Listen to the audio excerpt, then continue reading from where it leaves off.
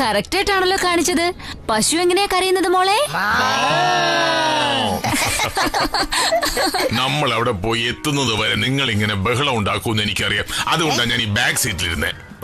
വീക്കെൻഡിൽ ഇങ്ങനെ ഫാമിലിയോടെ പുറത്തു പോകുന്നത് രസം തന്നെയാണ് അല്ലേ ഡാർലിംഗ്? സത്യത്തിൽ ജോലി തന്നെയാണ്. അവിടെ റൈഡ് നടത്താം, പിന്നെ സ്വിം ചെയ്യുകയും പിന്നെ ഹൈ ജമ്പും ചെയ്യാം, ലോങ് ജമ്പും ചെയ്യാം.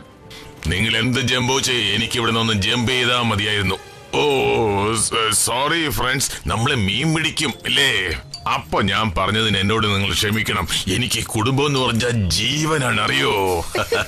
ഞാൻ സന്തോഷത്തോടെ തന്നെയാണ് നിങ്ങളുടെ കൂടെ വരുന്നത്. നമുക്ക് പോകേണ്ട സ്ഥലത്ത് എത്തിച്ചേരുന്നത് വരെ എനിക്ക് ഒരു സമാധാനവും ഇല്ല. എപ്പോഴാണ് നമ്മൾ അവിടേക്ക്? നമ്മൾ പോകുന്ന സ്ഥലം വളരെ മനോഹരമായിരിക്കും. എല്ലാവർക്കും അത് കാണാൻ ആകാംക്ഷയുണ്ട്. നിങ്ങളുടെ സന്തോഷം എനിക്ക് മനസ്സിലാകുന്നുണ്ട്. ഈ ക്ലൈമറ്റ് കാണുമ്പോൾ എനിക്ക് തോന്നുന്നു ഈ വീക്കെൻഡ് നല്ല ത്രില്ലിംഗ് ആയിരിക്കും. മഴ പെയ്യുന്നു എന്നല്ലാതെ വേറെ പ്രശ്നമൊന്നുമില്ല. നിങ്ങൾ അതോർത്ത് വിഷമിക്കണ്ട. ഈ മഴ നാളെ അവസാനിക്കുമെന്ന് കാലാവസ്ഥാ കേന്ദ്രം അറിയിച്ചിട്ടുണ്ട്. നന്നായിരുന്നു. ഈ മിന്നലിന്റെ ഇടിയുടെ ശബ്ദമൊക്കെ കേൾക്കുമ്പോ എനിക്ക് പേടിയാവുന്നു.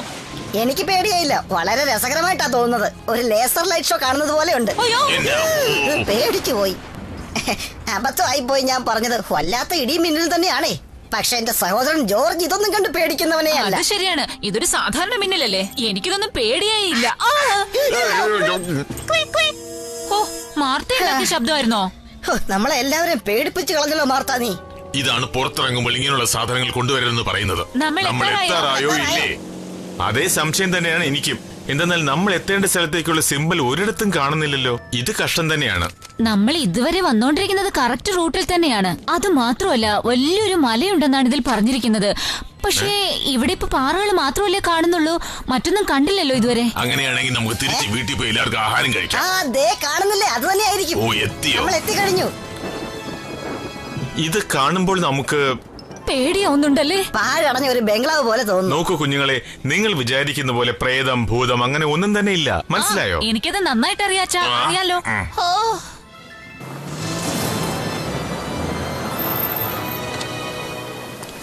അല്ല, മഴ തകർക്കുകയാണല്ലോ.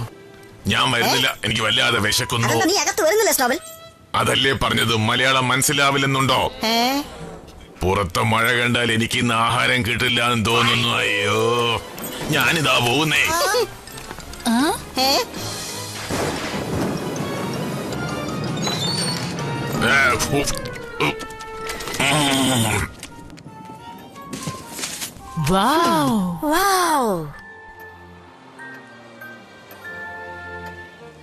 കൊള്ളാലോ. ആരാ ഇത് ഡെക്കറേറ്റ് ചെയ്തത്? വല്ല പ്രേതവും ആയിരിക്കോ? എന്തിനാ ബഹളം വെക്കുന്നേ? കഥ കടഞ്ഞതല്ലേ. കാറ്റടിച്ചാൽ ഏത് കഥകും അടയും. ഞാൻ നിങ്ങളെ കാത്തു നിൽക്കുകയായിരുന്നു. ഏയ്, അത് മിയാവ്. പറയാൻ അറിയില്ലെങ്കിൽ മിണ്ടരുത്, അറിയോ? ഞാനാണ് ഈ കെട്ടിടത്തിന്റെ ഹൗസ് കീപ്പർ. നിങ്ങളെ കണ്ടതിൽ വളരെ സന്തോഷം. എന്തു വേണമെന്ന് പറഞ്ഞാൽ മതി. നിങ്ങളെ കണ്ടതിൽ ഞങ്ങൾക്കും സന്തോഷമുണ്ട്. ഞങ്ങൾ വിചാരിച്ചതിനേക്കാൾ ഈ വീട് വളരെ... അമ്മാവ, ദയവായി ഇവരോട് പറയൂ, പെറ്റ്സിനെ എല്ലാം അലോ ചെയ്യില്ല എന്ന്. നിങ്ങളുടെ റിസർവേഷൻ കൺഫേം ആയോ നോക്കട്ടെ? അപ്പൊ കൺഫേം ആയില്ലേ? പോവാം. ഓക്കെ, നിങ്ങളുടെ റിസർവേഷൻ കൺഫേം ആയിട്ടുണ്ട്. നിങ്ങൾക്കൂടെ താമസിക്കാം. അത് ശരി. ഇവിടെ ഇപ്പോ മറ്റാരെങ്കിലും താമസിക്കുന്നുണ്ടോ സർ? ഇപ്പൊ ആരും താമസമില്ല. അത് സാരമില്ല. എന്റെ റിലേറ്റീവ് ഒരു ക്രഞ്ച് ഇവിടെ വന്നിരിക്കുമല്ലോ. പക്ഷെ സാധാരണ അദ്ദേഹം എപ്പോഴും ലേറ്റായിട്ടേ വരുള്ളൂ. കാരണം പഞ്ച്വാലിറ്റിയുടെ കാര്യത്തിൽ പുള്ളി ഗിന്നസ് റെക്കോർഡാണേ. അതൊരു സത്യം. കൊള്ളാം, നല്ല തമാശ ആയിട്ടുണ്ട്. സാർ ഇതിലൊന്ന് സൈൻ ചെയ്യണം. ഇതാ ഇവിടെ സൈൻ ചെയ്യൂ. ഇവിടെല്ലാം കാണുമ്പോ ഒരല്പം പേടി തോന്നുന്നു അല്ലേ? അപ്പൊ നമുക്ക് ജോലി ഉണ്ടാക്കി വെക്കൊന്നും സാര. പ്രേതത്തെ കണ്ടുപിടിക്കുന്ന ജോലിയാണോ? ഇതാ നോക്കൂ, അങ്ങനെ ഒന്നും ഇല്ല എന്ന് ഞാൻ പറഞ്ഞല്ലേ, എന്നെ വിശ്വസിക്കൂ. പിന്നെ ഹൗസ് കീപ്പർക്ക് നിങ്ങൾ ഇങ്ങനെയൊക്കെ പറയുന്നത് ഇഷ്ടമാണെന്ന് തോന്നില്ല കേട്ടോ. കുട്ടികളെ, നിങ്ങൾ എല്ലാരും മേളിലേക്ക് വന്നേ. നിങ്ങൾ പറഞ്ഞ തെറ്റിന് അങ്കിളിനോട് മാപ്പ് പറയൂ. Sorry house keeper uncle.